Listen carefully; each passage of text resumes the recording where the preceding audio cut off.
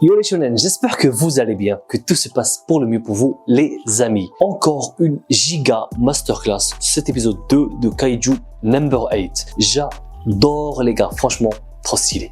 La scène où ils font le mec qui touche à peine le mur et qui explose. C'était trop drôle les gars, vraiment trop drôle, j'ai adoré. Ça me rappelle un peu Andrew Garfield dans la peau de Amazing Spider-Man quand il essaye d'ouvrir l'évier ou quand il éteint le réveil et qu'il explose. C'était trop drôle les gars. Le mec n'a pas conscience de sa puissance. Et encore une fois, il nous montre sa puissance giga balèze. Bon, peut-être qu'il y a quelques incohérences quand l'instant il touche la petite fille ou je sais plus trop quoi, mais bon, je chipote un peu. Mais sinon les gars, magnifique. L'instant où il essaie de rassurer les gens en souriant aussi, c'était trop drôle. Et il y a un truc aussi que je voudrais souligner, la réaction de Ishikawa. Ishikawa les gars, je vous l'ai dit, c'est un bon. Le mec constate qu'il y a un kaiju devant lui et il veut l'aider. N'oubliez pas que le rêve de Ishikawa, c'est de faire partie des mecs qui butent les kaiju. Et il est en train d'aider un kaiju. Donc il a aidé un kaiju. Si quelqu'un l'avait vu, sa carrière aurait été fichue. Donc ce n'est pas un ingrat. Ishikawa, c'est quelqu'un de bien. Moi je l'adore. Il a aidé Kafka parce que même Kafka l'a aidé quand il fallait l'aider. Il s'est sacrifié, donc il lui rend l'appareil et ça j'aime bien. Aussi, il pisse. Il pisse de ses tétons. Le mec pisse de ses tétons. Ça, je trouve ça drôle les gars. Franchement les gars, on a tous regardé beaucoup d'animés, énormément d'animés, beaucoup de blagues dans les animés. C'est la première fois de toute ma vie que je vois quelqu'un qui pisse de ses tétons. Donc voilà, et franchement l'humour, il est vraiment présent. Et même l'instant où il retrouve, bon après je saute du coq à l'âne, je m'en fous. L'instant où Ishikawa va pour lui donner son diplôme ou la première étape qu'il a réussi, il trouve en mode kaiju. On retrouve Kafka qui lui dit « Ore ?» et l'autre le déglingue avec 2 pieds à la gueule. Il dit « Non, arrêtez, ne restez pas dans cette forme, senpai !»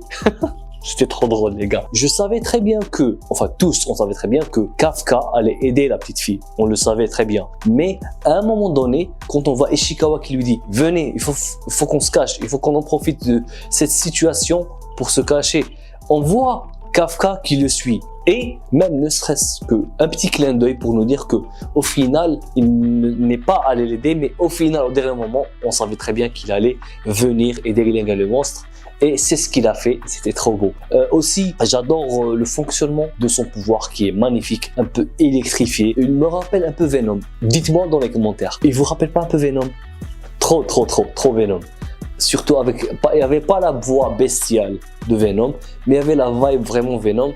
Et franchement, le personnage principal me rappelle trop Naruto. Et maintenant, il est torturé, le pauvre. Parce que il trouve maintenant l'énergie et la motivation pour repasser le test. Et c'est sa dernière chance. Parce que la limite, c'est 32 ans. Et il a 32 ans. Malheureusement pour lui, il se transforme en kaiju. Et ça, c'est un peu horrible. Imaginez les potos, le mec veut, c'est son rêve, devenir chasseur de kaiju. Et l'instant où il a un peu d'espoir qu'il peut le faire parce qu'il a d'une certaine manière plus ou moins affronté un kaiju. Et il se transforme en kaiju, c'est devenu l'ennemi des chasseurs de son rêve, lui. Aussi, bon, le combat contre le kaiju, c'était trop beau. L'instant où il sauve la fillette, et la fillette, elle avait trop peur parce que le mec lui fait un sourire.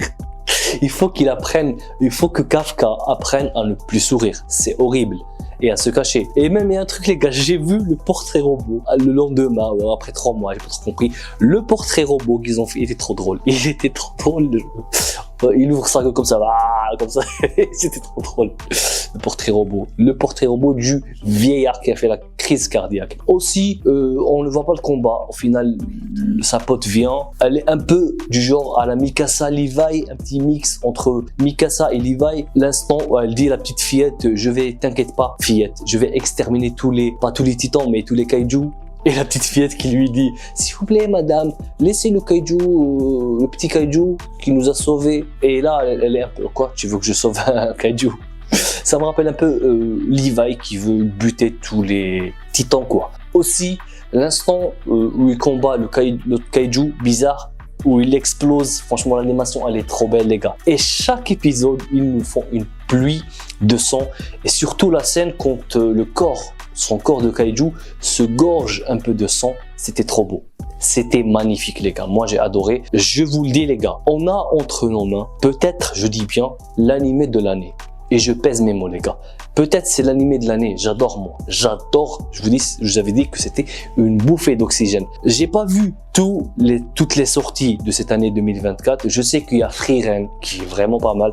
Je n'ai pas encore vu parce que j'ai pas trop le temps entre les vidéos, les tournages et tout. Mais je vais le voir et je vous donnerai peut-être mon avis. Mis à part Frieren, parce que je ne peux pas donner mon avis sur quelque chose que je n'ai pas vu. Pour l'instant, je trouve que Kaiju Number 8 surclasse Solo Leveling. Je vous le dis les gars, je vous le dis et je vous l'annonce. Franchement, on a entre nos mains l'animé de l'année.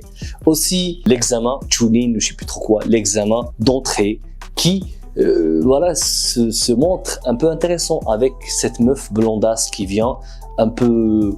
Elle me rappelle un peu la meuf sorcière dans Jujutsu Kaisen. Je sais pas.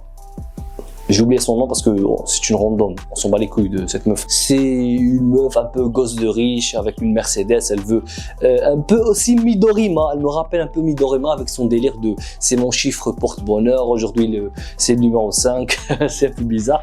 Mais voilà, c'est ce que moi je veux voir les gars, je veux voir des personnages hauts et en couleur, intéressants, drôles, voilà, c'est fantastique. J'ai un peu moins aimé la scène où elle balance, voilà, vulgairement, la camionnette qui est dégueulasse, c'est vrai, mais tu la balances pas. Tu ne la balances pas, tu n'as pas le droit de la balancer. Ça, je ne valide pas. Je sais pas, elle a des ondes bizarres où elle peut ressentir les kaiju. Voilà, sa passion à elle, c'est de buter les kaiju. Vous, votre passion peut-être c'est de faire du vélo, aller au cinéma, faire le dessin, faire du surf, je sais pas. Sa passion c'est buter du kaiju. Voilà.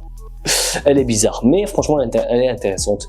Donc, on va voir l'examen Chunin Hunter Kaiju, je sais pas. Ça va être intéressant. L'essentiel, les gars, moi, j'ai adoré cet épisode. C'était drôle, c'était sympa. L'animation est trop belle. Le dessin, la qualité du dessin, elle est nickel, les gars. Donc voilà, c'était tout. C'était l'épisode 2. Dites-moi en commentaire ce que vous en avez pensé. C'est pas une vidéo trop longue. J'ai vu que vous n'aimez pas quand je fais des vidéos trop longues. Donc j'essaie de faire le plus court possible. Sur ce, les shonen, si vous avez aimé, pensez à vous abonner, à activer la cloche parce que c'est très important, à me gratifier d'un gros pouce bleu. Sur ce, les shonen, n'abandonnez jamais. Matane!